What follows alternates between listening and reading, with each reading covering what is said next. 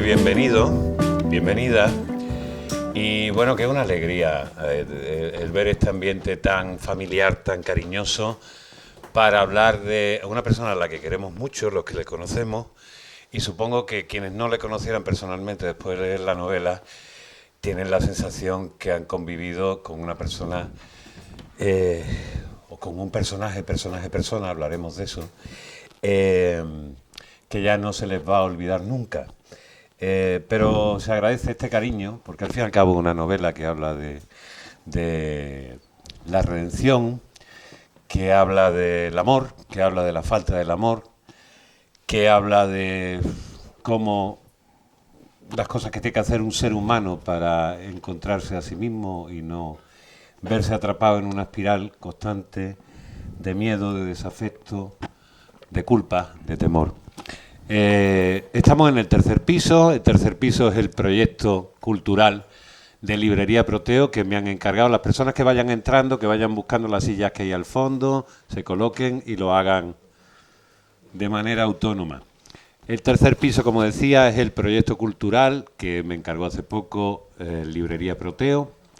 Como ya sabéis, Librería Proteo hace un año y pico ardía y parecía que iba a pasar a mejor vida, pero estas cosas tienen las mitologías y un espacio que alberga historias, y las historias suelen tener siempre unos finales inesperados, por eso nos gustan.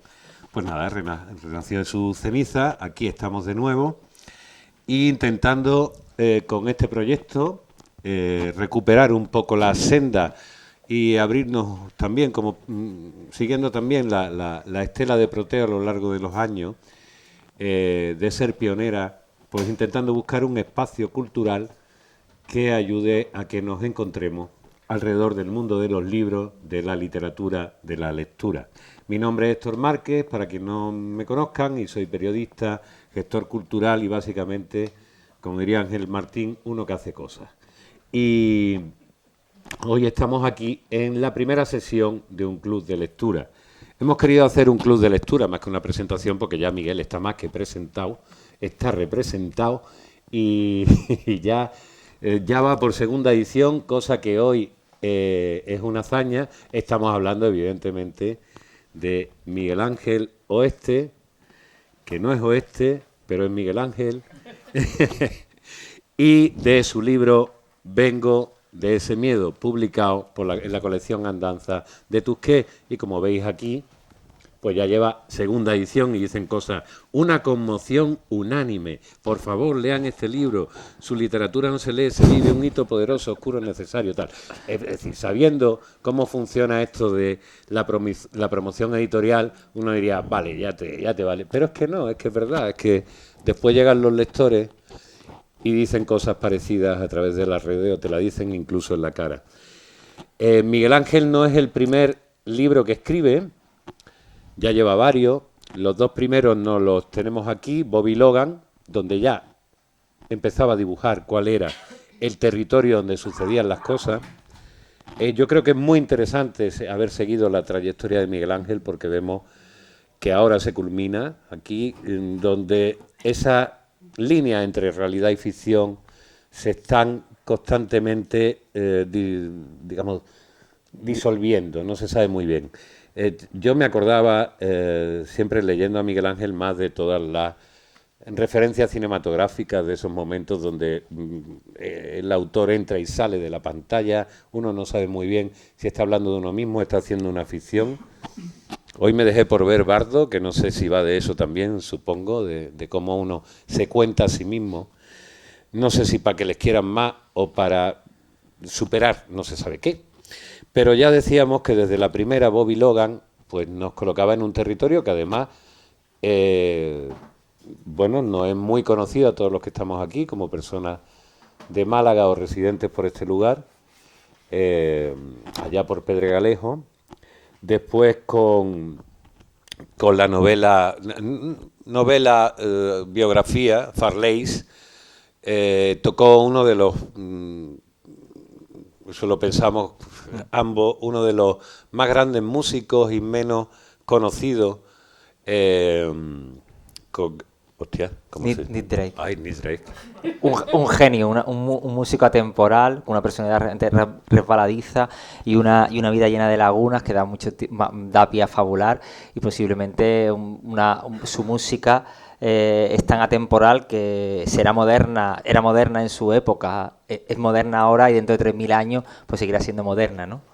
Menos mal, Miguel, que tú te acuerdas de todo, tío. No, yo no me acuerdo de nada, ¿no? Necesito una cabeza nueva, pero vamos, no la podemos cortar, Bueno, la puedo cortar sí, ahora y ponerme una vez si llega, pero bueno. Bueno, después de Farley, escribe, creo que publica primero uno de los libros El ¿no? de Carlota, El de Carlota, Este, ¿vale? Los que hayáis leído el libro sabéis que ahí aparece. Estoy viendo a don Antonio Jiménez Millán al fondo. Maravilla. Esto es ya nos vienen a ver los escritores. Esto ya es una... no puede ser, pues en Málaga nunca han venido en mi eso. No, Se ha visto siempre es una cuando rareza. hablan de sus libros. No, no. Es una no, cuando voy a otros sitios sí, pero en Málaga. Y después le ficha a Tusquets, publica Arena, que lo tenemos aquí y que también os recomendamos, donde se va acercando cada vez más a esa novela que todos los que conocíamos a Miguel Ángel sabíamos que estaba ahí, que de alguna manera iba apareciendo, pero que aquí ya cuando se ha manifestado, hostia, el dinosaurio estaba allí, ¿no? Y bueno, creo que la recepción de la novela lo que sí ha manifestado es en qué medida todos tenemos un personaje como el personaje de la novela dentro, de alguna manera. Bien porque lo llevemos en nosotros mismos, bien porque lo hemos tenido muy cercano. El personaje o los personajes, porque evidentemente esta es una novela de una especie de estirpe familiar, aunque al protagonista le cuesta tanto hablar de familia, le cuesta tanto hablar de lazo, quiere constantemente ver la manera de superarlos y de avanzar para crear algo nuevo, algo limpio, algo sin pecado, algo sin culpa, algo que no sufra el dolor que está constantemente y que lleva constantemente sufriendo toda su vida, y que cree que gracias a la literatura y a la escritura puede conseguir de alguna manera exorcizarlo, ¿no? Qué palabra más difícil, coño. Y yo supongo... quería contar también una cosa, lo conté también cuando en La Malagueta, un poco para que veamos que las relaciones que mantiene Miguel Ángel siempre con la gente, las profundas, son muy peculiares. Te unen muchas pasiones, muchas cosas comunes. Memorias, infancia, y aunque seamos de generaciones diferentes, friquismos parecidos. Cuando yo conocí a Miguel Ángel, él era muy joven, quería escribir, quería hablar de cine y le gustaban las mismas cosas que le siguen gustando ahora: escribir, el cine, los cómics, leer. Y era tremendamente apasionado. Era el amigo del hijo, era amigo del hijo de un arquitecto con el que yo trabajaba, y me dijo: mira, hay un chico ahí que le gusta escribir y que te sigue. Yo escribía entonces en El País, y que, bueno, pues que quiere hablar contigo. Vale. Y entonces Miguel Ángel un día apareció en mi casa entonces del Palo y me dejó unas cartas que eran como una fichita de aquellas con las que cuando se escribía a mano y a máquina se hacían aquellas fichas y metían en un fichero, y en cada una de ellas había una crítica de cine de una película que a él le gustaba, pero lo flipante es que él firmaba, yo no sé si firmaba ya Oeste, firmaba Martín, todavía firmaba Martín, y ponía Miguel Ángel Martín para Fotograma. No había escrito, pero él ya directamente se colocaba allí. Quiere decir que la capacidad de ficción y de utilizar la ficción y su imaginación para colocarse en el lugar donde él se encontraba mejor ya estaba en el primer Miguel Ángel. Miguel Ángel Martín demostró también que se podía convertir en Oeste para seguir con todas esas referencias de los héroes que tanto a él como a mí décadas antes nos acompañaron, aquellos superhéroes de la Marvel. y que de alguna manera se convirtieron en nuestros referentes cuando lo que teníamos alrededor o no lo era suficiente o era justo lo contrario. Todos nos hemos escondido, por lo menos él y yo, y seguro que muchas más personas, debajo del martillo de Thor, de la armadura de Iron Man o de el traje rojo de Daredevil. Y aquellos fueron también nuestros referentes morales con todo lo que eso implica. Con todo lo que eso implica. Pero vamos a meternos ya en la arena de Vengo de ese miedo, donde también hay arena, porque como ya decíamos, sucede en el mismo espacio, en esas playas y en ese territorio alrededor de Pedregalejo. Yo creo que es una novela, vamos a charlar un poquito tú y yo sobre algunas cosas y después vamos a dejar directamente que toméis la palabra. Había gente que ya me había dicho que querían venir a hablar y otros que seguramente no lo han dicho, pero que yo quiero escucharos, ¿vale? Tenemos aquí 2 micrófonos para escucharos, porque hoy es el día de los lectores. Exactamente. Hay una cosa que evidentemente está... Hay que moverme yo. El día de los lectores y no para de hablar. ¿Qué solemnidad le está dando esto? Yo soy antisolemne, venga, vamos. Bueno, que yo también lo he leído, joder, que esto me considero lector en este momento. Es una novela que es difícil de calificar porque tú sabes de la que yo más me acordaba de la película, en este caso. Sí. Boyhood.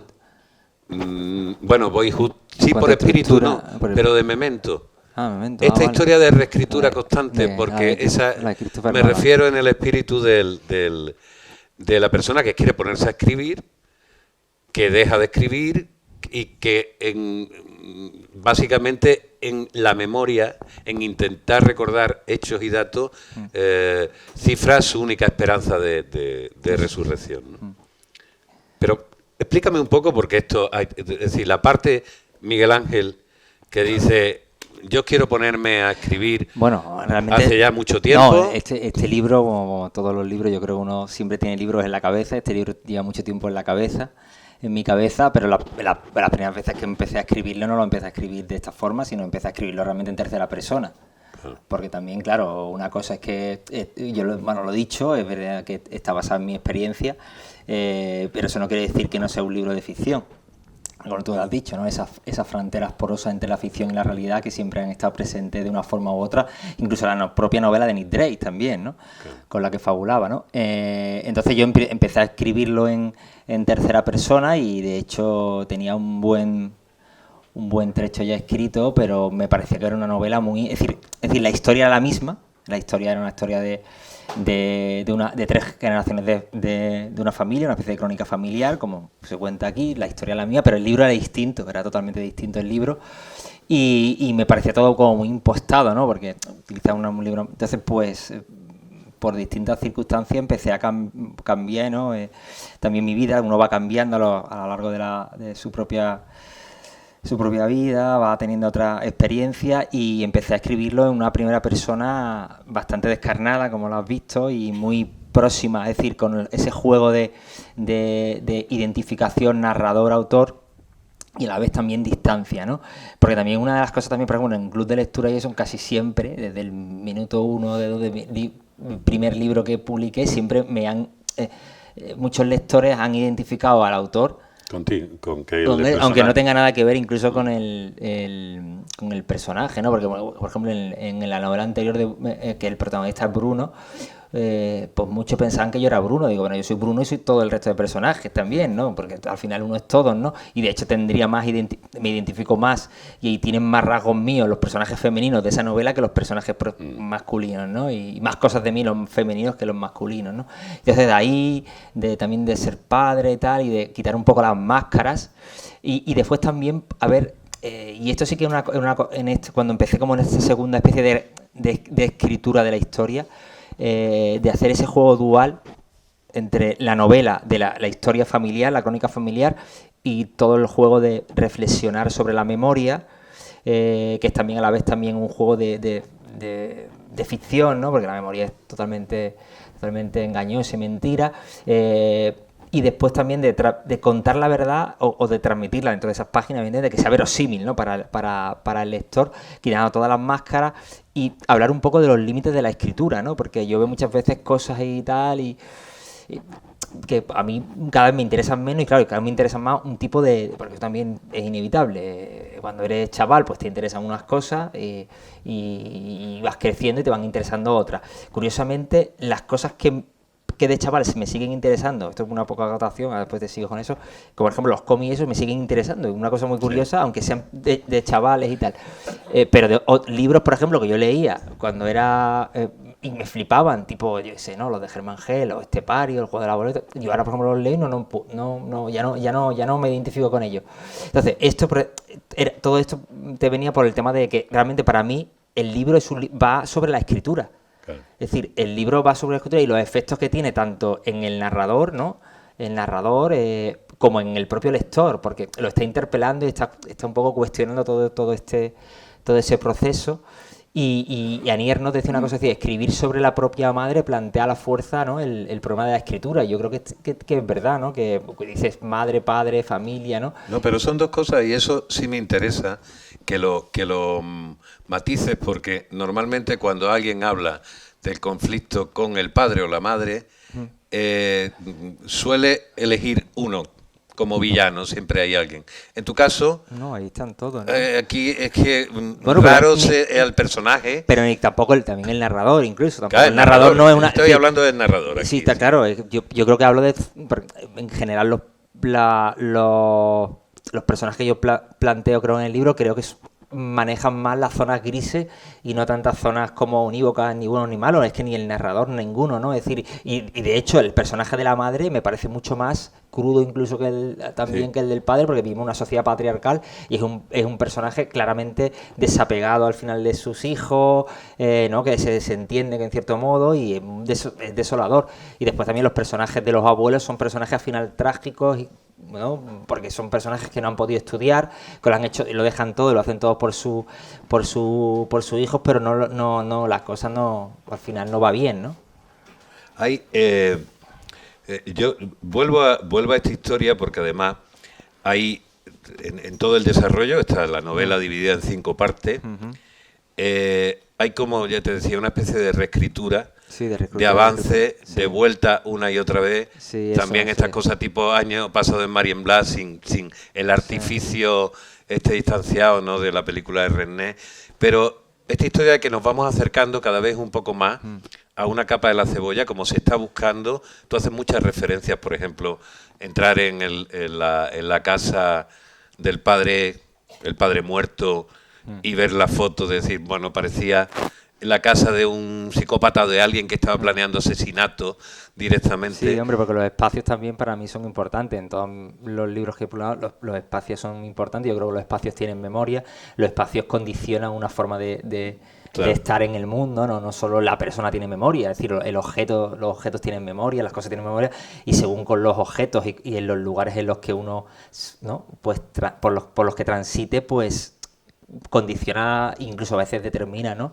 Lo que se hace, lo que se piensa, y entonces yo creo que tiene que eso su adecuación. De todas formas, a mí me gusta, para mí en esta segunda parte de la formación del libro, para mí era fundamental que se notase que era una novela en marcha, escrita como al compás del tiempo, y por tanto no tenía que estar escrita bien, no tenía que ser una perfección, tenía que ser una novela irregular, que una de las cosas que sí que tuve que batallar más con los editores, y de hecho de estos libros, hay varios libros y ahí era sí, que algunos te dirían, oye, si cortas te queda mucho más redondo y toda esa historia, y tú decías, quiero que se vea eso, y quería que se viese las imperfecciones y que esa escritura fuese, claro, que una cosa consciente, que fuese acompasándose a medida que el narrador, ¿no? va evolucionando en la propia narración, que vuelve a nacer, ¿no? Es una cosa también muy simbólica. Claro. Y también todo el tema de la repetición, ¿no? Esa repetición del dolor, las reflexiones, porque tienen que estar también un poco el lenguaje del dolor, ¿no? Y eso también tuve que batallarlo, porque si se repite mucho se considera que está mal, que tal, ¿no? Ciertos cánones literarios y tal, y bueno, y cada uno, pues uno intenta escribir, y yo creo que tiene que ser, uno tiene que utilizar las herramientas, los recursos que él considera para transmitir algo al lector desde la mayor honestidad, por lo menos, ¿no? Eso es lo que yo considero, vamos. Hablando de honestidad, no cabe ninguna duda que tú esta novela la tenías, tú dices en la cabeza, la tenías en la cabeza, en las tripas, en el corazón, la tenías en muchos lugares, Sí, puede ser, no lo sé. como Miguel Ángel. Y algunas veces te ha preguntado todo el mundo. Hace poco hacía una entrevista en Diario 16, decías que no. Sí, la escritura, en la medida que decir que tú sabes lo que estás hablando, es decir, que esto no lo has hecho a Pero, partir de... Si tú dices las tripas, pero en una novela, como todo al final, está muy pensada, está muy escrita, Claro, sin ninguna duda. reescrita, todas las cosas. Muchas veces uno piensa, y uno puede estar, muchas veces me lo preguntan, digo, no, yo puedo estar, para mí el proceso de escribir es un proceso placentero. Claro. Yo puedo estar escribiendo de la salvajada más grande y yo estoy disfrutando, yo no estoy ahí, y yo no soy, y eso tú lo sabes, porque Héctor me conoce desde que era un adolescente, tú sabes que yo no soy de estos, y lo hemos escuchado, porque hemos estado en lugares comunes y lo hemos escuchado, porque dicen, no, joder, escribir no sé qué, como no es un sufrimiento. Para mí no, para mí escribir no es ningún sufrimiento, para mí es un estado de felicidad. Escriba lo que escriba, obviamente entre escribir y leer, prefiero siempre leer. Eso es. Siempre, y realmente el refugio es leer. ¿Y tú como escritor, porque le pasa a algunas personas que cuando leen o son absolutamente arrebatados o les cuesta mucho trabajo leer las cosas de otros porque se ponen a intentar reescribir en su cabeza y al final se genera un galimatías? Yo soy un lector generoso. Tú eres un lector entregado, ¿no? Sí, entregado y leo de todo, y me pidió, dime lectura, no sé qué, y empecé a darle, porque claro, y seguramente te pido al día siguiente te doy otras, ¿no? Pero no, y me gustan cosas muy variadas, ¿no? Y estoy con varios libros a la vez y paso, y siempre lo he dicho, ¿verdad? Yo que no tengo ningún prejuicio de lectura. Yo estoy leyendo un manga de Urasawa o de Oshimi o tal, y paso a leer, no sé, pues Koetsu o cualquier de estos, ¿no? Que tiene que ver una cosa con otra, nada, pero bueno, o con un cómic de Spiderman. Oye, ¿y no tuviste al principio, porque creo que por lo menos en mi generación eso sucedía, un cierto complejo entre la alta y la baja cultura? Quiero decir, todos sabíamos, incluso si tenías ya relación con la alta cultura, que era lo que molaba y se te respetaba leer o defender, sí, pero que eso todavía leías. BCA y los Y después cánones, tú pero... tenías esta otra cosa por la que te tenías que avergonzar, ¿no? Relaciones con el fútbol, con el cómic, no te digo ya si era de superhéroes, etcétera, Bueno, aquí me lo han etcétera. dicho, muchas veces me lo han dicho, y Moisés ha estado delante. No leas esas tonterías, pero ¿qué dices haciendo esto? ¿Qué tal? Que no te aprovecha Y eso. tal, y no, bueno, no aprovecha, no. Igual que uno sí tiene esos complejos, tiene esas cosas, pero yo para mí no hay alta ni baja cultura, y para mí todo lo es, ¿no? Entonces, pues no sé, yo en eso, quizás ya porque uno ya va cumpliendo años, me da igual, y yo para mí la literatura y eso, cero solemnidad, y hay que ser riguroso y ser serio o algo, intentar escribir el mejor libro posible mientras estás escribiendo y tal, pero en tu casa y tal, después los escritores ni salvan vida, ni hacen nada, no tienen incidencia real. Tú tienes y tú mucho, sabes que yo intento tienes quitar... mucho a quitarle absolutamente en las conversaciones importancia a lo que está sucediendo. Y es verdad. Sin embargo, los que te conocemos sabemos que le das mucha importancia a tu trabajo, o sea, Hombre, que tú claro. te implicas absolutamente eso sí, pero... en todo el proceso. Me has dicho que el proceso de escritura es quizás el proceso más salvífico, donde es el espacio donde tú desconectas. Sí, me viene bien, porque leer al final te conecta. Leer, además vivimos unos tiempos, y esto yo es verdad, ¿no? Vivimos tan precipitado, con esta especie de vértigo. Yo cuando voy a los colegios, eso lo veo también en el aula, pues, y muchas veces a veces profesores se quejan de, no, es que los niños tienen concentración o tal, pero es que los adultos tampoco. Ya. Los adultos tampoco, y creo que también esa especie de tensión se la transmitimos a los chavales, ¿no? Y yo creo que hay que parar. Entonces leer es bueno porque te para y te conecta contigo, y al final escribir también. Entonces en ese caso es que por lo menos te para. Y en un momento en el que vamos como no sé, ¿no? Como bólidos, pues imagínate, ¿no? Hay una cosa que ahora que estás hablando de eso, que es muy interesante, que es el momento donde el personaje, al convertirse en padre, se encuentra con un dilema. Es decir, voy a pasar esta mancha, esta enfermedad a mi hija, y te dedicas a hacer algunas de las cosas que estás defendiendo aquí. Es decir, bueno, de entrada voy a leerle, o sea, te dedicas Perdona. No, que sí, no, porque yo también utilizo cosas de mi experiencia, porque al final escribir es coger, como decía Faulkner, memoria, observación e imaginación. Claro. Pero también hay mucha elaboración, porque el libro está construido desde las claves de la ficción. Claro. Y desde, no porque yo digo, esto que tu padre te pegaba, tal, pues sí, te pegaba, pero es que está construido de las claves de la ficción y de las claves de muchas veces de muchas cosas de género, y aquí hay más ficción de la que la gente puede imaginar. Ya. ¿Sabes? Sí, tú eso lo pones claro, pero quiero volver. El momento en que en que el personaje, se dedica a leerle cuentos, a aprender a cómo se escriben cuentos para niños a su hija, con esa voluntad de que probablemente a través de esa experiencia compartida, de que era el único lugar donde podía respirar el personaje, fuera de todo ese terror que le rodeaba, si se le entrega desde el principio, es más, le escribe un libro, de alguna manera está como rompiendo el maleficio de alguna manera. Realmente el libro, es decir, yo digo, es un libro sobre la escritura, y también el motor o el protagonista no es ni el narrador ni nada, el protagonista sería el miedo. El miedo es el motor, lo que mueve, y un miedo mucho más amplio, mucho más atávico, ancestral, a transmitirlo, pero a mucho tipo, miedo físico, miedo real, y después de la forma, como tú dices, la forma en la que puede combatir es la escritura, porque es la única que a lo mejor ha conocido, y creo que es la única realmente, porque también las palabras yo creo que en cierto modo tienen poder, ¿no? Cuando dice tal y están ahí, Vengadores reunidos, es un de esto de energía. Esto está en el cine, la ves, no la ves en la ves, la ves en el cine y están ahí, los héroes se lo creen, ¿no? Están ahí, Capitán América y tal, van a perder, pero pum, Vengadores reunidos, ¿o no? Te emocionas, ¿no? Pues ya está, eso es así. Eso es así.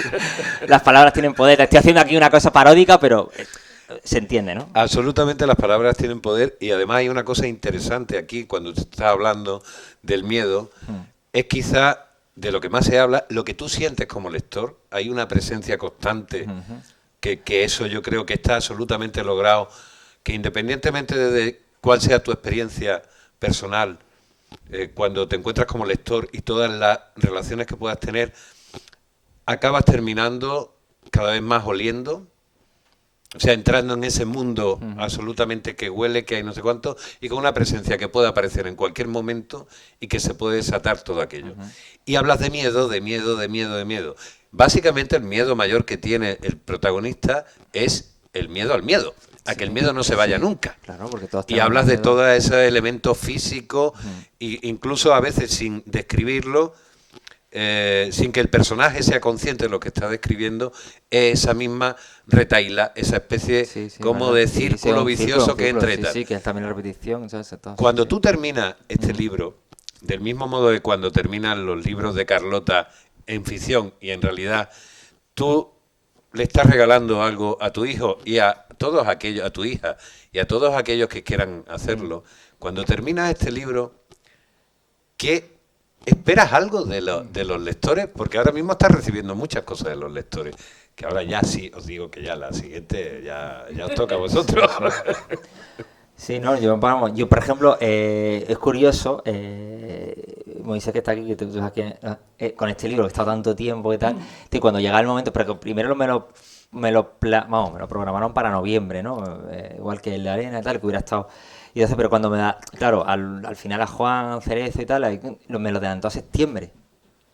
Y yo se acercaba el momento y dije, no, vamos a dejarlo para el próximo año. No quería ya, digo, no está bien, es decir, no quería, no sé, tenía siempre como el reparo de que el libro sea no algo, estuviera terminado no estuviera terminado, que tuviera esa, no, porque a mí me gustaría que tuviese vocación universal, como tú dices, claro. Y tal. Entonces, claro, yo creo que gran parte de los lectores están como completando ese círculo, ¿no? Porque es verdad que parece que por lo menos algunos se están conmoviendo, otros están, pues, ¿no? Está creando, algo genera, ¿no?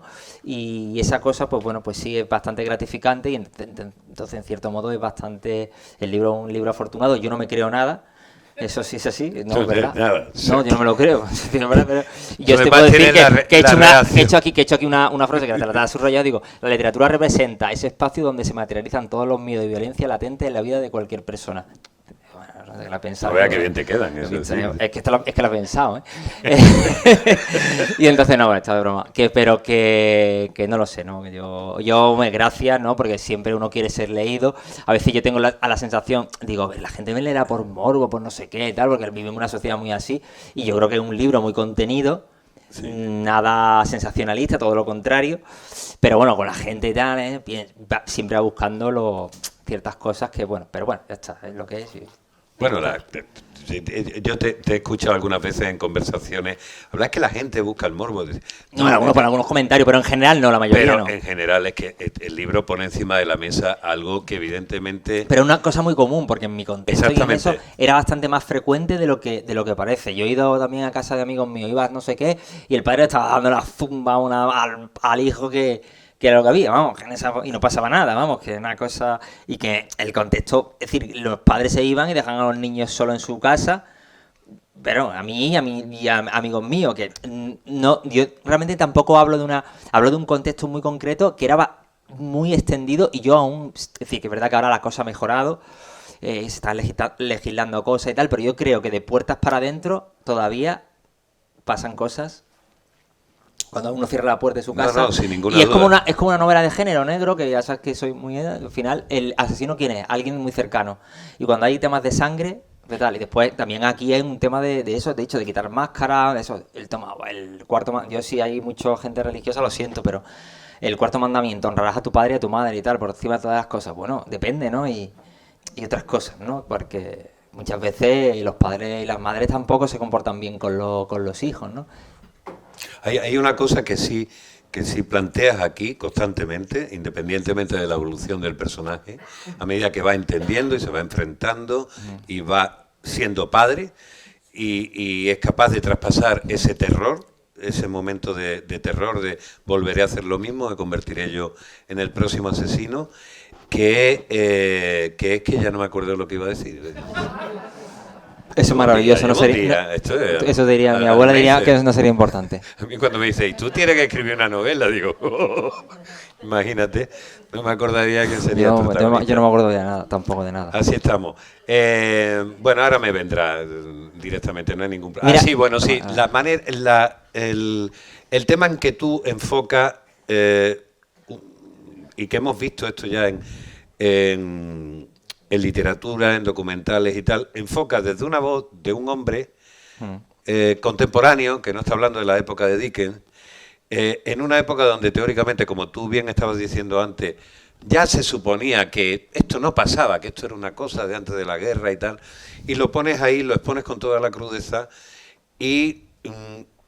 aunque tú dejas muy claro que una cosa es la ficción y tal, pero decir, oye, un momento, si hay algún tipo de duda de que esto pasa, estoy yo aquí para corroborarlo. Ya el autor. ¿No crees que esto, de alguna manera, abre una puerta, digamos, a saltar una serie de tabúes que eran eso? Como los que tiene el personaje, dice, cuando intenta hablar con todos los... Eso, pero tú no has estado aquí. Es decir, tú me estás contando una historia de mi padre y tú no tienes ni puta idea de lo que pasa cuando se cierra esta puerta, ni cuando logra abrir la puerta mía con los candados. No tienes ni idea de eso, ¿no? Claro, por eso también es lo interesante, ¿no? Porque de cara fuera el tipo era estupendo. Claro. Y de hecho hay así, ¿no? Gente que tal, que es estupenda porque también juegan también... Bueno, una cosa que no lo hago, casi todos los escritores actuales hablan sobre eso, sobre el tema de identidad, quiénes somos que realmente y qué somos, ¿no? Entonces, pues un poco, ¿no? ¿Realmente conocemos a la gente que realmente queremos?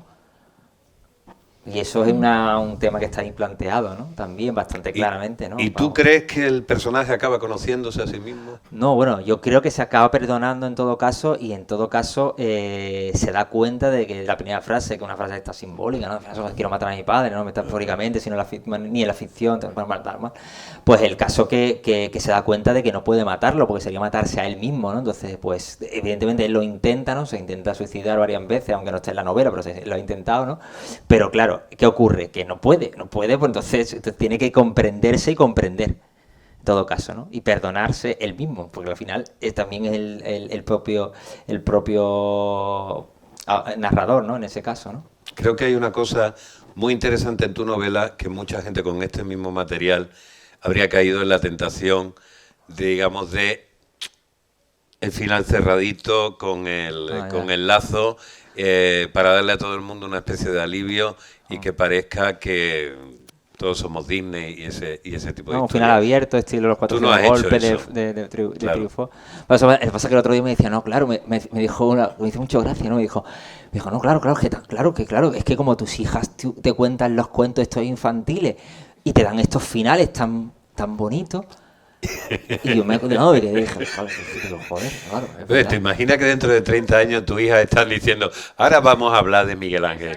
Los libros se los escribíamos nosotras en la cama. Porque pero él fíjate, se emborricaba. pero fíjate hasta el nivel de identificación de que porque esa persona se había leído y pensaba que sí. Entonces que el último cuando dice no sé qué, no me acuerdo lo que decía, la última frase, ¿no? Ni me acuerdo lo que he escrito. Imagínate tú. ¿Esto qué es? Esto es los agradecimientos, ¿no? Ah, no, cuando dice, no, porque no solo esto como pensaban, ¿no? Y los diálogos y tal, y digo, no, hombre, bueno, pero bueno, es mejor dejarlo ahí ambiguo, ¿no? Hombre, más amigos. En fin, Eh, os he aburrido suficiente, ¿no? Hay ciertas caras un poco ahí de estupor. No mires tanto las caras. No, yo no estoy, te estoy mirando a ti porque si no Vamos, ahora sí vamos a abrir. Vamos a hacer eso que se ría la gente, ¿no? Un poco, ¿no? Que el mundo está muy hostil. No, lo estamos haciendo ligerito para lo que es que macho tampoco. Por eso. Ya está bastante. Me quiero matar a mi padre, pero La se gente ya muere, ba- los vómitos, la hostia. Bastante ha una sufrido reina. ya, ¿no? Bastante ha sufrido. Hala. Vamos a reírnos un poco, hombre. Hay que tener sentido del humor. Bueno, vamos, que cada uno haga lo que quiera, no le hagan ustedes caso, que ya aquí no tiene ni voz ni voto. Bastante ha sido que ha impuesto su ley de escritura durante cerca de 300 páginas y ustedes supongo habrán temblado. Quiero algunas manos, sé que algunas ya me habían dicho, vamos a venir y quiero decir algo. Entonces, por favor. Bueno, aquí tengo los apuntes, voy a ver si me lo he aprendido, ¿eh? Ey, nadie dice nada. Esto es un club de lectura. No, pero esto es súper habitual. Bien. Esto ya es estamos. súper habitual, hombre. No, esto no. Venga, un momentico. Oye, y además sería... ¿Por qué no te vienes aquí? Sí, y sale. Sí, eso. Esa es Sal una idea. aquí, venga. Se la he dado yo, Sí, se sí. la he dado yo. Que salga. Así, No, porque así, es una cosa así te ven para los crear, demás, para te crear, escuchan. para crear algo dinámico, distinto. Muy Bueno, bien. Venga, y vamos, te sale va a la a clase, costar sale a romper la la clase cuarta con el pared. profesor. ¿Cómo te llamas? Yo soy- Hola, soy Rosa. Ella es Rosa. Tú te has leído Vengo de ese miedo. Sí, me lo he leído. Me lo he leído y me gustó mucho. Y me conmocionó mucho también por la historia que cuenta. Yo no tenía nada preparado tampoco, ¿eh? No me lo sé. Pero es que se me ha ocurrido cuando has dicho que es verdad, ¿no? Que creo que el miedo es un poco el eje, ¿no? Y donde gira todo y se convierte en el tema del libro de alguna manera, un personaje más que lo empapa todo. Pero yo también me he preguntado muchas veces que si es también, hay un motivo que es el perdón o la ausencia de perdón, o esa terquedad quizá del narrador. Es que esto está sonando malamente. ¿De narrador? Sí. A ver, sí. De narrador a no perdonar, a no olvidar, ¿no? Y eso es verdad que me ha suscitado mucha reflexión y bueno, simplemente dejártelo caer. No sé. Sí, no, es un juego constante entre el juego de olvidar o recordar, ¿no? Y es como una especie de conflicto latente también y que eso también es uno de los motores que lleva también la novela y también que también tiene como su espejo entre el personaje del narrador y el hermano, El ¿no? hermano. Y el hermano, Eso que es. entre uno que recuerda, otro que no quiere dejarlo, entonces un juego así Exactamente. también, ¿no? Que Incluso- también es como en cierto modo es un conflicto, ¿no? Y también eso hace que también yo creo que también que crea cierto, ¿no? Porque hay que crear en cualquier novela hay que crear ciertos enganches para que el lector vaya pasando la página, ¿no? Desde cosas como de llaman trama, que al final son más goofy, porque no, el tema de las acacias, ¿no? ¿La has leído? Pues no, al final es un más goofy, muy hitchcockiano, ¿no? Y tal, pero después también tiene su reflejo en el presente, porque yo creo que es un libro que constantemente está dialogando pasado y presente, porque todo ese tema del tema de la regla y eso, después también le pasa también al narrador, eso es verdad o es mentira, no se sabe, ¿no? Pues no, pero juega, ¿no? Pero funciona bien en las reglas de la propia narración, y entonces pues es un tira y afloja, si quieres llamarlo así. Yo Pero no... te estás escapando y perdóname de la No, pregunta pero que te no, he hecho. Sí, estoy contestando, vamos. Pues ya nos conocemos. Escurridizo oeste. Ella no te está hablando de Entonces, igual la es que escénica y tal, sí, sino yo creo soy que cortita. hay una cosa que yo creo que todo el mundo que lee la novela percibe y dice, ¿por qué se empecina? O sea, cuando tú sabes que como lector, o sea, el personaje, ¿por qué se empecina? Bueno, más que Pues por qué todo se el mundo empecina- dice, perdona, y además el mismo personaje que se explica a sí mismo, hay un personaje, me parece que el editor que le dice, oye, te cuesta mucho soltar, o eso lo dice en agradecimiento, no sé en qué lugar lo dice. El agradecimiento, sí. En agradecimiento, ya dice Miguel Ángel Oeste lo que le pasa al personaje, es decir, que el personaje está como diciendo, me agarro aquí y no suelto. El hermano está constantemente y está diciendo, pero ¿cómo lo logra? Y tú como lector tienes como una necesidad de decir, hostia, tío, pasa Para. página ya. Exactamente, De alguna sí. manera, como sea. Quema todo, quema Pedregalejo entero, haz lo que tú quieras, pero Sí, pasa pero entonces página. A lo mejor no habría no libro, es- no habría libro, hombre. No, pero no, que eso es poder de la palabra también, ¿no? Bueno, yo no lo planteo como una exigencia, pero sí como algo que me ha llamado mucho la atención, ¿no? Y es muy latente en el libro, ¿no? Sí. Y efectivamente con el conflicto que se crea con el hermano que supuestamente ha vivido, aunque a mí me parece que también el hermano de alguna manera queda en segundo plano con Sí. respecto al hijo mayor, porque de alguna manera, por la manera de ser del hijo mayor, el padre va por él, o esa es la impresión que da. Pero como tú dices, ¿no? De puertas para adentro no sabemos tanto, ¿no? Sabemos lo que nos has querido contar. Pero bueno, ya está, querida. Oye, ¿y tú habías leído novelas anteriores de Miguel Ángel? Bueno, te voy a confesar que he leído, no, es la primera que he leído y luego Y ya después ha ido Arena. buscando. Sí, y luego, Vale. y quiero leer la de Nick Drake porque, vamos, a mí me encanta también y curiosamente, bueno, me enteré cuando empecé a Pues a espérate leerte. que saldrá 2024 revisada, ampliada, bien. No me mejor. digas. Sí. Pues nada. 2024, Mi 2024. cumpleaños es el 2 de febrero. Sí, pues saldrá. Por el 50 años de Nick Drake y Es tal, y broma. como con una Es cosa broma. guay así. Bueno, pues muchas Con un gracias. disco y tal. Oye, muchísimas gracias. Nada. Más gente. Venga, bien. Ahí veo, manita. Hola, buenas. Láncense. Me quedo aquí porque está aquí muy cerca. Vale, bien, quédate ahí. Al principio ha dicho algo así como que esta novela la llevaba en la cabeza, la tenía ya de hacía tiempo. ¿Me podría explicar eso de tener las cosas en la cabeza? Bueno, porque ¿Sabes? uno no solo escribe cuando está escribiendo, sino que uno está escribiendo muchas veces también aunque no esté escribiendo. Cuando no se escribe, se escribe. Entonces uno va pensando y va teniendo y va, ¿sabes? Va elaborando las cosas en su cabeza. Pero te vas sorprendiendo a ti mismo a medida que escribes. Es decir, has llegado a decir, es que esto no me lo esperaba. Como que el libro es el que te escribe a ti.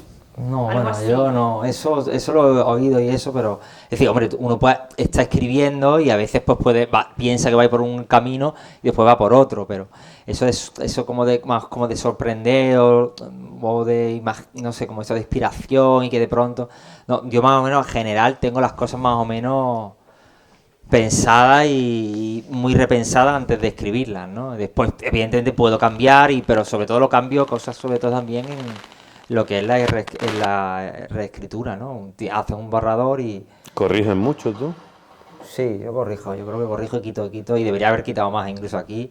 Y en Arena igual, ¿no? En Arena también era bastante más extenso y por poder y porque quería que eso que fuese como latigazo y más tendría que haber quitado. Y bueno, y eso, entonces más o menos aquí tenía las cosas muy... Cuando digo pensar es que voy pensando, voy también tomando notas, a veces en libreta, a veces no. Igual que, bueno, en la anterior igual, ¿no? La de Nick Drake, pues igual, me documenté un montón, pasa que, bueno, y aquí también me he documentado un montón, ¿eh? Me he documentado, he visto fotos, he visto tal, he ido a sitios y tal, he leído libros he hablado con gente que no está aquí y a veces incluso a lo mejor los con los que he hablado no son todos los que están, ¿no? Para que me hablasen de la época de Torremolinos, etcétera, ¿no? Y todas esas cosas, ¿no? Y un poco, ¿no? Casi siempre tenían una visión bastante naif, fíjate lo que te digo, ¿no? Y después también mucha gente que estaba muy tocada y que me da una visión como de esa especie de, ¿no? de paraíso, pero el hombre estaba no sé, ¿no? Sí. Y también, perdón, ha dicho Héctor que ya desde muy jovencito te gustaba mucho escribir, que le dejaste las reseñas de películas de cine. Yo no sé por qué he contado eso ya. No, pero no, ¿sabes lo que pasa? Que yo creo que Empezar a cuando, según para qué, y yo por ejemplo lo digo, ¿no? Por ejemplo, según para quien escriba, escribe de una forma u otra, ¿no? Es decir, si cuando yo, por ejemplo, colaboraba en Sur, pues yo escribía para Sur de una forma. Cuando colaboré, yo le firmé eso tal, para fotogramas y tal, pero pensando tal. Después yo escribí en fotogramas durante 20 años, colaboré en fotogramas durante 20 años. Entonces, según para quien escriba, escribe de una forma o de otra. Yo he escrito incluso cosas para personalidades públicas que todos conocéis, y entonces escribes de una forma, no escribes entonces es decir, escribir es Que lo diga. no, escribir es una, no, te tienes que mutar, tienes que cambiar, ¿no? A alguien también me iba a decir, no, pero ¿cómo puedes escribir esto y puedes escribir esto? Digo, bueno, es que en eso consiste, ¿no? Porque quieres que siga siendo tu y yo hija. siempre digo que yo soy una Claro. persona que yo no tengo estilo. Yo, la historia marca el estilo ¿sabes? Es la historia quien marca, pero no soy yo un escritor que tenga una voz, que tenga un estilo ni nada.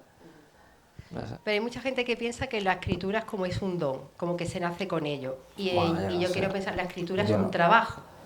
Entonces, como trabajo tienes una disciplina de No, decir, que va, no. escribo No, todos los días, no, X no, horas. no. No.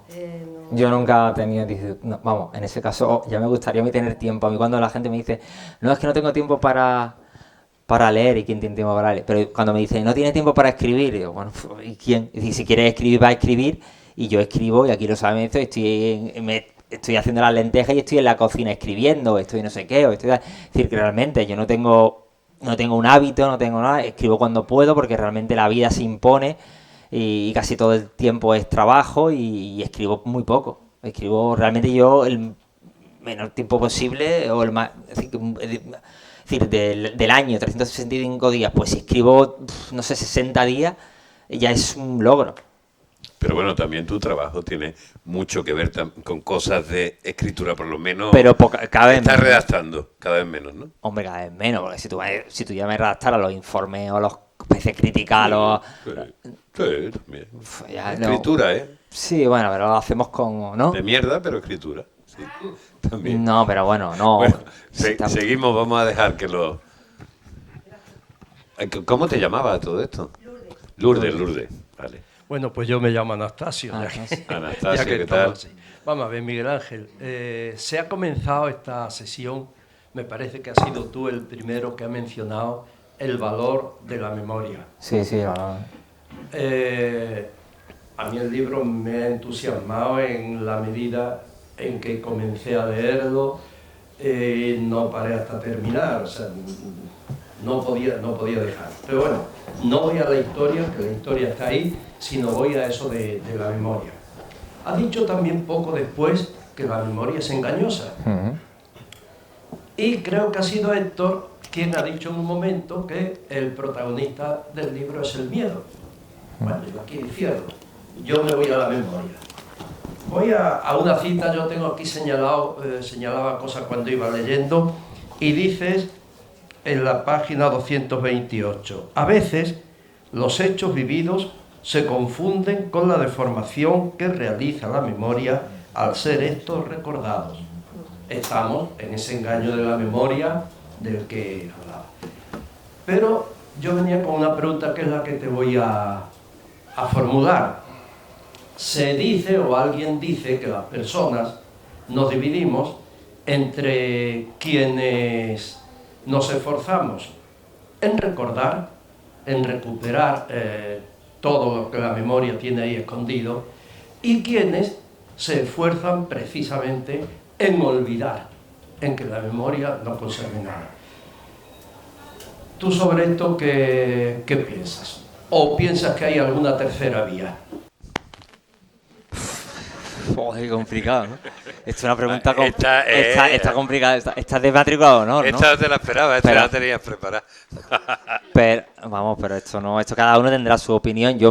Mi opinión no es válida. Yo creo que siempre que es importante tener memoria de las cosas. Creo que sí, creo que olvidar no es la vía, porque quizá olvidar es repetir errores.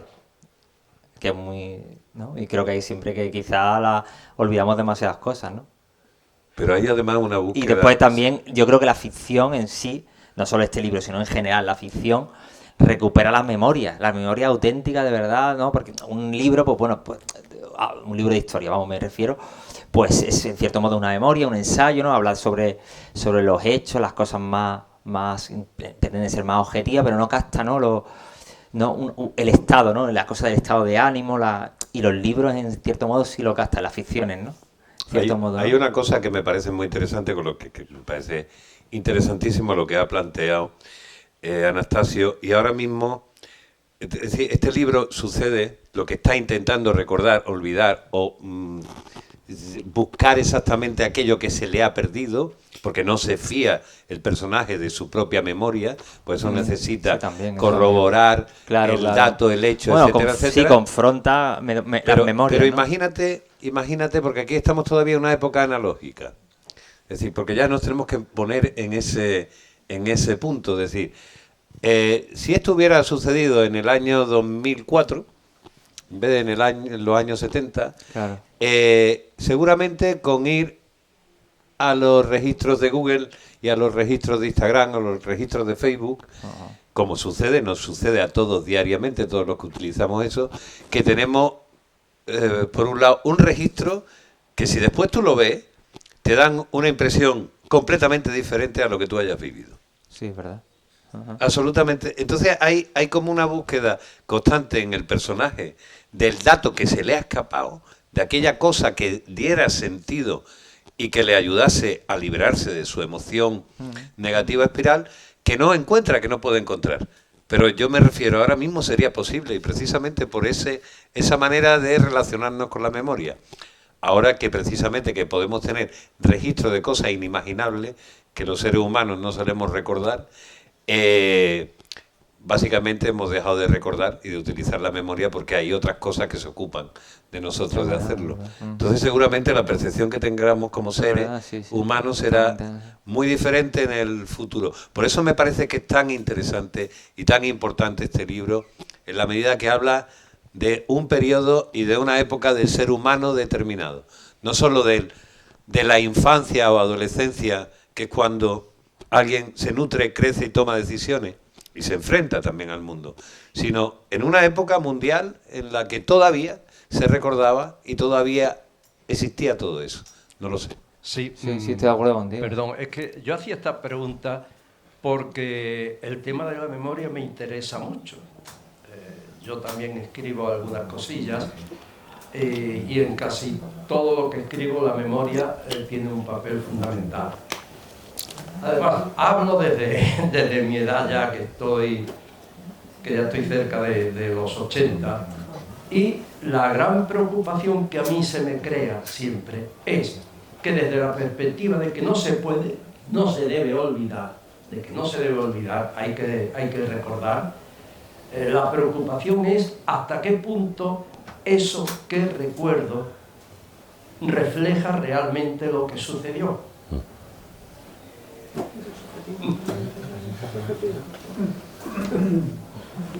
Pues no lo refleja. Refleja la percepción que tú tienes ahora de la percepción subjetiva que tuviste entonces. Sobre todo si eso lo hacemos desde el punto de vista de la literatura. La historia o el periodismo, que es una especie de simulación de historia en movimiento, intenta crear una idea de la objetividad, que cuando ya lo ejerces te das cuenta que es mentira. Entonces, Lo malo, Héctor, es cuando ese periodismo y ese Google nos crean una memoria que ficticia, no refleja la verdad. Completamente, claro. En el fondo es lo que estábamos hablando. Esto nos permite entender la paradoja de algo que seguramente ha sucedido siempre.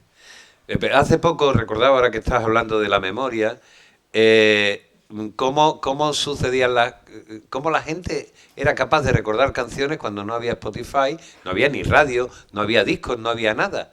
Y llegaba a un pueblo cada X tiempo el goliardo de turno con las 4 o 5 canciones que se cantaban en la época. Y era popular. Entonces, y tenía una actuación y se ponía en la plaza. Cómo la gente manejaba su memoria y la ponía alerta a nivel de depredador para que esa única vez que escuchaba la canción, por supuesto tendría 24 ritornelos para que se escuchara una y otra vez el estribillo, no lo olvidaran nunca, porque solo tenían una sola oportunidad para escucharlo. Bueno, venimos de eso. En realidad venimos de esa forma de relacionarnos. Sí, yo creo que a medida que crecemos somos más que ninguna otra cosa memoria. Yo creo que es lo que dices tú, yo estoy muy de acuerdo contigo, ¿no? Que antes, no sé, ¿no? Antes teníamos una cinta de cassette que las reventábamos para escuchar o para conseguir cualquier cosa, antes era la hostia, ¿no? Era mucho más difícil, también era más... Y ahora como está todo al alcance, eso yo, pues no sé, como que no eres capaz de absorberlo de la misma forma, ¿no? Quizá, ¿no? Ni tiene la misma importancia las cosas tampoco. Exactamente, un poco eso, sí. Pero sí, la memoria muy importante para... Más manos, ahí. Tú eres Carola, ¿no? No. Inma. ¿Tú eres? Inma. Creo que tengo buena voz. No, pero es para que se quede grabado. Está bien. Bueno, ya has comentado un poco, Miguel Ángel, pero quiero insistir, a ver, quiero preguntarte directamente, ¿cómo encontraste el tono? A ver, supongo, has dicho antes que para ti escribir, la escritura no es un momento de felicidad, no es un momento de no sufres, no... Pero en algo tan vivencial, en algo tan potente como... ¿Cómo encontraste el tono?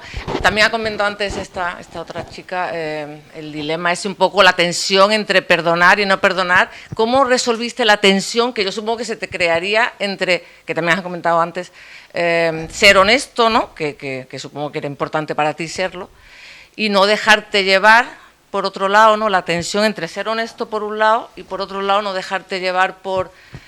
pues no sé, el resentimiento, la rabia, el dolor, clarísimo que hay ahí, ¿no? ¿Cómo resolviste esa tensión? Que supongo que se te plantearía. A mí, yo he leído el libro leyéndolo. No, yo creo que cualquier narración es ritmo y tono. Claro. Tienes que buscar el ritmo y el tono y que sea el adecuado o lo que uno considera adecuado para la historia que quiere escribir y eso. Pero después cuando escribí eso hay un distanciamiento entre lo que uno cuenta y tal. Esto como en arena, como en todo. Yo, no tengo al menos yo no tengo ningún problema en ese sentido. Te distancia. Yo me distancio. distancio. No lo encuentras, distanciándote. Claro. Sí, yo me distancio. Claro, si no te distancias no encuentras el tono. Vale.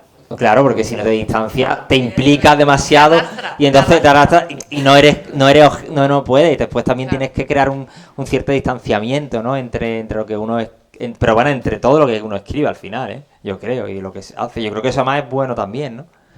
¿No? Héctor, ¿tú qué escribes? Yo ya estoy hablando demasiado, ¿no? Prefiero escucharlo a él.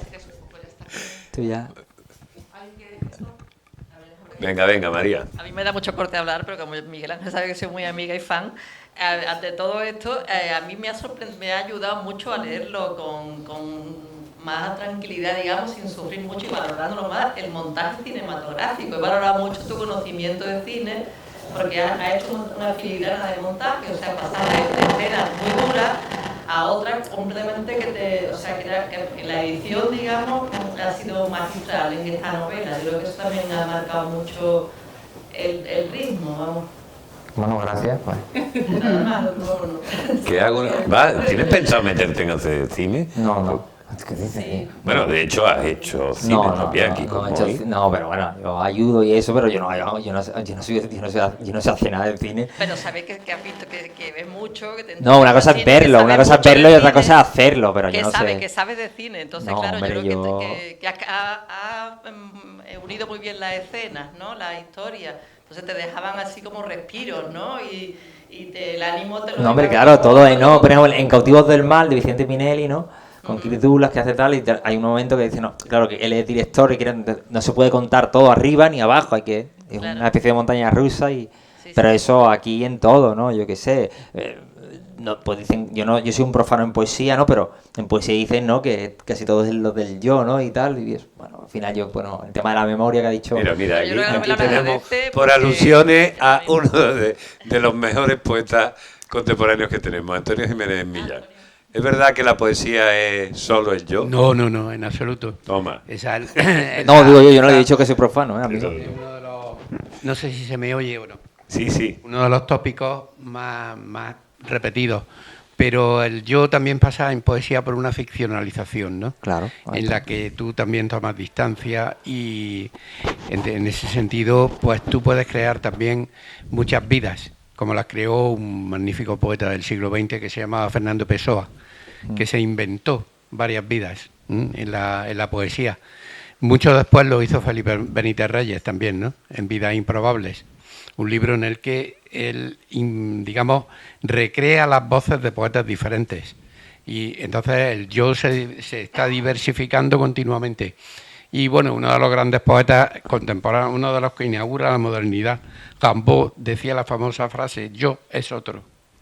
Ese yo es otro, al fin y al cabo te está abriendo un montón de caminos diferentes, ¿no? Y por lo que se hablaba antes, simplemente un apunte. Es decir, la memoria yo creo que resulta fundamental para cualquier escritor, sea novelista, sea poeta o sea dramaturgo. Así es.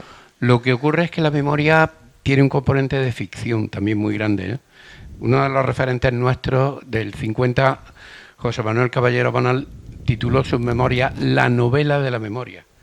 La novela, es decir, que la memoria también está recreando y está inevitablemente falsificando cosas. No se le puede pedir una objetividad en absoluto. O sea, eso, claro, ahí confluye naturalmente la ficción, ¿no? Con lo que uno ha vivido, y la memoria es absolutamente subjetiva también. Nada más. Antonio, ¿tú no has llegado a leer la novela de Miguel Ángel? No puedo, no, porque la voy a comprar hoy. Vale. Así que no puedo, está bien, no que puedo eso también opinar les digo, sobre los ella. que no la hayan leído, que somos una librería que nos gusta vender libros. Sí, por eso. Que estoy totalmente de acuerdo, que la memoria es ficción, y de hecho ficción es así, como que es lo más ficción que hay, la propia memoria, ¿no? Más personas. Ya. Pues, Moisés. no, ya está. Tú que has sido ya tan está. Pues no, cercano. mira, hemos una hora aquí dando las chapas. Bueno, no hemos... Pues ya Alberto, que me ha puesto el micro. venga. Yo el libro me ha gustado muchísimo y lo he estado leyendo como si fuera algo real. Esa suspensión de la incredulidad que está muy bien cuando entramos en un libro y lo vivimos como si fuera algo completamente real. Por eso no me extraña que luego las personas te pregunten en los encuentros qué parte es real y qué parte no, porque lo hemos leído como una autobiografía total. Y realmente, desde el punto de vista de cuánto nos gusta este libro, pues a veces nos puede interesar para verle el mecanismo. Bueno, pues sí, a mí me pasaron estas tres cosas, estas otras no. Te preguntamos muchas veces por intentar saber algo más sobre el mecanismo con el que ha hecho el libro. ¿En qué hechos te apoyas para escribirlo? ¿Por qué quieres escribirlo? ¿Por qué te persigue esa idea? ¿Qué parte es construida? ¿Qué elemento ha utilizado para construirla de otros sitios? Ole. Esa es la pregunta más o menos. Bueno, construir lo que... Que no queremos que te escape. No, pero te digo, bueno, construir es la construcción, la memoria de uno, lo que ha observado uno, el contexto. Es decir, la vida de uno no es solo, es decir, la imaginación, porque hay mucha imaginación. Te voy a poner un ejemplo que, por ejemplo, que está en el libro, pero porque la gente que no la haya leído no voy a hacer demasiado spoiler ni nada, ¿no? Pero quieres, por ejemplo, una cosa que pasa en el libro y que pasó en la realidad, que es el narrador va transitando los lugares de su infancia, ¿no? En un momento dado de la novela, y de pronto se encuentra al padre en un supermercado. Y está como por los pasillos, no sé qué, va a pagar, no sé qué. Se crea una especie de secuencia dramática en torno a eso. ¿Eso es verdad o es mentira?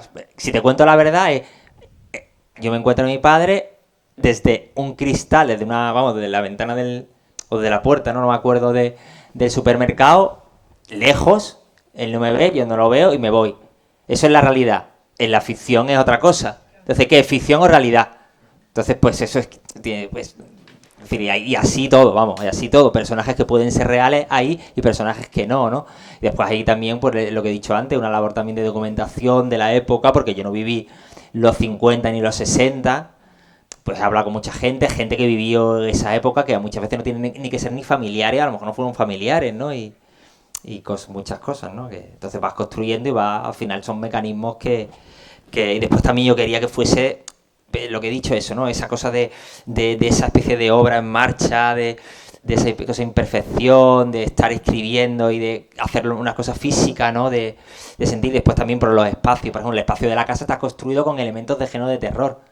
porque al final también es una obra de terror y yo, pues a mí me gusta mucho Stephen King y Mariana Enrique y un montón de la Shirley Jackson y tal. Pero Entonces, tú tenías 2 candados en la puerta de tu casa también. claro, y también tuve candados, entonces hay elementos que pueden pasar, pero después como está construida la casa y como está, es un ente que se va desnaturalizando, ¿no? Y utiliza muchos elementos de la propia ficción, porque uno también no es solo lo que ha vivido, también lo que ha leído, lo que ha escuchado, hay también muchas cosas implícitas musicales que no son nada, y hay gente que lo coge y gente que no, o los propios tebeos, ¿no? También. Entonces, pues un montón. Y así está construida, la novela está construida claramente con los mecanismos de la ficción, desde el minuto 1. Quiero preguntarte, porque esto es una cosa común biográfica. Ajá. Y ¿a ti tu padre te destrozó los tebeos? Más o menos. Bueno, algunos sí, otros no, claro. Vale, Sí, o sea, pero que dejaste vamos. algunos líos. Pero Pero que hubo sí, ahí. pero bueno, pero los TVO y otras muchas cosas, pero es que, bueno, eso No me dejo nada. es una secuencia súper tópica de nuestra generación. Totalmente. Porque le ha pasado a un montón de gente. Y yo te puedo dar ahora varios libros en los que pasa eso. En el que el padre le destroza los cómics o los libros o cosas a Podríamos sus hacer hijos. como una orden de Finnegan de lo que Claro. le rompieron los Sí, marros. que no es una... Claro, aquí, para decir, está todo contado y está todo hecho. Es decir, yo lo único interesante siempre es como el punto de vista o las formas en que lo cuentes. Intenten contarlo desde tu forma, ¿no? De tu forma más honesta y más verosímil y que remueva de una forma u otra... Sí, pero que hay un al elemento lector, ¿no? interesante en la medida en que muchas veces cuando miramos las obras desde el punto de vista del creador, del escritor, cuando uno le está dando a lo mejor la vuelta a una metáfora, una historia, lo lee en un lado y dice, ya la he hecho, ya la he cogido, ya no lo puedo utilizar. Pero con hechos como estos que son muy contextuales, digamos que son históricos, los hijos de una generación, de unos padres que leían poco y que cuando veían aquellos tebeos la tomaban con aquello. En realidad son cosas que sucedieron. Yo como no vengo a hablar de este miedo, ni tengo ninguna novela que defender, digo, no, a mí esto me pasó. Claro, sí que Cuando pasaba, hemos era muy hablado claro, de claro, pero es me que lo ha que te he dicho pasado. a ti el ejemplo antes, vas a ver a tu amigo, vas a recogerlo de tu casa y tu padre está dando una tunda y muy de latigazo con la correa. Pues eso se ve, o el padre de un amigo que de pronto se ha muerto de sida, eso en esto, otro que está en la cárcel, no sé qué, tienen cosas muy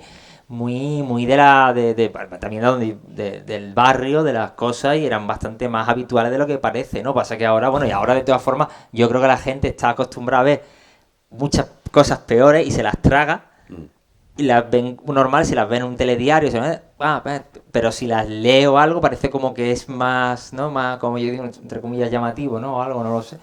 Oye, y hablar de la manera que sea, a través de novelas, comentándoselo a la gente en un círculo sagrado de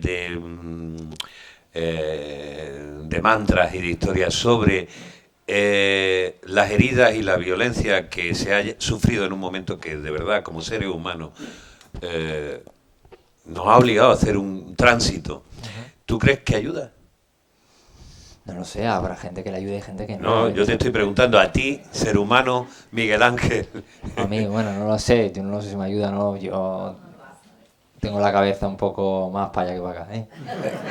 Mi cabeza siempre está en una zona de limbo, ¿no? Entonces, pues no lo sé, no, yo pienso en términos de artefacto estético y yo, por ejemplo, escribo, pues, por ejemplo, no está escrito bonito, está escrito de una forma más así, más cruda, más áspera, porque sería como, creo que haría un eufemismo, sí, porque hablar del horror bonito y con una retórica y tal, no me parece apropiado a mí. Entonces, pues, eso te puedo contestar, Héctor Márquez. Gracias, Martín. Vamos a hacer una cosa que... No, que digo hacemos yo, aquí. ¿no? Estoy contestando de forma bastante clara. No. Que alguien me dijo una vez que los disfraces son reveladores. No, pero yo no me disfrazo por elegido. nunca, ¿eh? O aquí no vea, no, esta hora que me empezó los cuentos, no. Bueno, ya sabemos a lo que nos estamos refiriendo. Hay una parte de que hacemos a todos los invitados e invitadas del vale, tercer piso, que, oye, somos una librería. Antes las librerías servían para que la gente te dijera, léete este Sí, libro, sí, que sí. está bien. Los cuentos de Chivre maravillosos. Entonces, los 5D es la sección donde cada uno elige una serie de libros que no es que ya sean tus libros favoritos, sino que de alguna manera, como aquí los que suelen venir son escritores, te describen como escritor, te han construido como escritor. Entonces aquí tenemos los cuentos de Chiver. ¿Qué tiene usted que decirme? No, hombre, los cuentos de Chiver, es que Chiver es un maestro, puedes leer cualquier de Chiver, Falcone, los diarios, y aquí también habla también de muchas veces de las relaciones humanas, de las relaciones, de la condición humana, y con una maestría y de la fragilidad de los hombres y de una forma también, vamos, a mí me parece este hombre, bueno, no sé, un maestro, ¿no? De este hombre he aprendido un montón de cosas. Otro autor del cual también con esta cosa que tú tienes entre el cine y la literatura, que ha dejado también muchísimo... No, es muy, muchísimas obras merece mucho la pena leer a Chiver, mucho, la verdad. John Cheever. Aquí os dejamos a Chiver. Otro de Hombre, los George autores, Simenon, George Simenon. Simenon. La nieve estaba Sí. sucia. No, a mí de Simenon, que tiene como las novelas, estas novelas duras que se llaman y las novelas de Magritte, ¿no? A mí sobre todo me interesan esto, tío, las llamadas novelas duras, Tres habitaciones en Manhattan, ¿no? El peso de la botella, ¿no? Esta de la nieve está sucia, que habla de esto es que se va, ¿no? No quieren que hable ya más, ¿no? Que hace ruido. No, que no te pongas tan así. Ponte un poquillo más Es que no sé, así. estoy ahí, que estoy un poco, ya me estoy quiero ir al baño, pero bueno. Que... Pues nada, es que ya solo con el título, la nieve está sucia, la nieve que tiene ese componente, ¿no? De apariencia puro y tal, y es que la nieve es sucia y tal, y esta es una historia desoladora, desasosegante, me parece este hombre un maestro escribiendo, y por ejemplo, a él, por ejemplo, sí que lo he leído a Simenon, así bien, ¿no? En plan como... Y he releído algunas novelas suyas como apuntando temas, apuntando cosas, apuntando y señalando cosas, diálogos, porque es capaz de transmitir las cosas con una naturalidad que a mí me creo que es muy encomiable y sin ningún tipo de artificio ni de nada, ¿no? Me parece otro escritor que hay que, igual que Chiver, que hay que reivindicar, ¿no? Muchas veces en España no tengo tanta suerte. Un clásico. Esta me parece en la novela perfecta. Y con una segunda persona de tal Fitzgerald de chaval lo leía y lo sigo leyendo ahora. Y esta es la novela que más veces he leído. Y esa cosa de lo que fue y ya no será, ¿no? Y contado desde otro punto. Es que me encanta esta novela. Cuando vuelve a un autor que has leído. Mira qué bonita esta edición. No la tenía esta edición, ¿eh?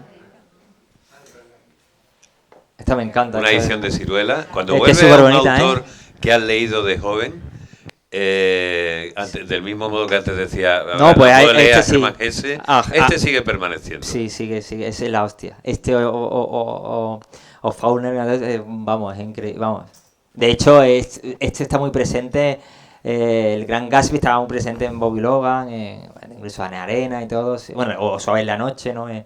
Fitzgerald es uno de los grandes, el Desencantado, que es una novela de Bach Schulder, que está en Acantilado, habla de la relación de él con el propio guionista, y es tremendo, ¿no? Como la historia esa, que está muy bien, el Desencantado, esa es un novelón, ¿eh? Vamos, eso sí que está guay. Mi rincón es oscuro, bueno, maravilloso. James Ellroy. Maravilloso, sí. Esa es una especie de búsqueda, ¿no? De la madre que la asesinaron, ¿no? Y de cómo él se forma como escritor también. Y está muy bien, vamos. Me gusta mucho este tipo de James Ellroy. O A la caza de la mujer, que también... Que son eso, ¿no?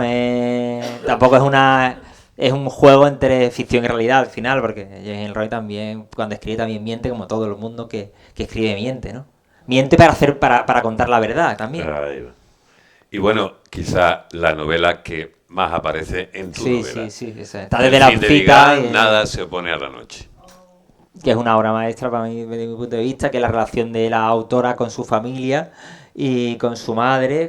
Encuentra a su madre muerta, con el padre, con las hermanas, ¿no? Cuando la leíste, ¿te sirvió como de arranque de alguna manera en la escritura? Hombre, claro que sí, te sirven de cosas. Esta también, Arnau, Carret, también todo, y un montón, Curiechi. Yo he leído mucho de este tipo de literatura y voy cogiendo de aquí y de allá cosas que creo que me pueden servir, después intentando hacerlo a mi modo, ¿no?